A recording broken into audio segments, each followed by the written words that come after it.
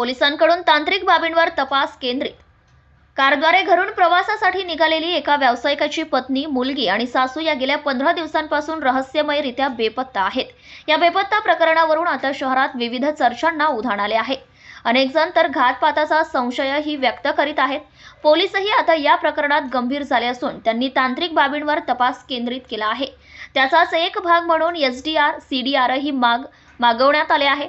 प्रियंका पंकज मुंदडा वय 45 वर्ष, निशिका पंकज मुंदडा वय 17 वर्ष आणि सरलादेवी गिरिराज बागडी वय 69 वर्ष या तिघीही राहणार LIC चौक, पेशवे प्लॉट अशी रहस्यमयरित्या बेपत्ता झालेल्यांची नावे आहेत।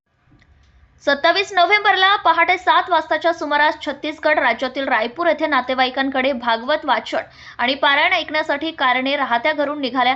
त्यानंतर 15 दिवस उलटले तरी त्यांच्याकडून व्यावसायिक पंकज सोनलाल मुंदडा वय 50 वर्ष राहणार LIC चौक, पेशवे प्लॉट नंबर यांना कुठलाही संपर्क करण्यात आला नाही। या प्रकरणी पंकज मुंदडा यांनी शहर पोलिसात तक्रार दिली आहे। त्यावरून पोलिसांनी हरवलेल्यांची नोंदही घेतली आहे।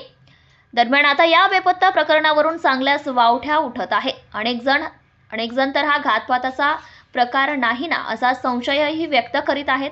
त्यातूनच आता शहर पोलीस या प्रकरणाकडे गांभीर्याने पाहत आहेत।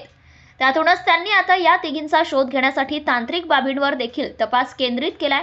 सायबर शाखेकडून लवकरच त्यांना त्यांच्या मोबाईलचे SDR, CDR प्राप्त होणार आहेत। प्रतिनिधी गणेश शिंदे, यवतमाळ।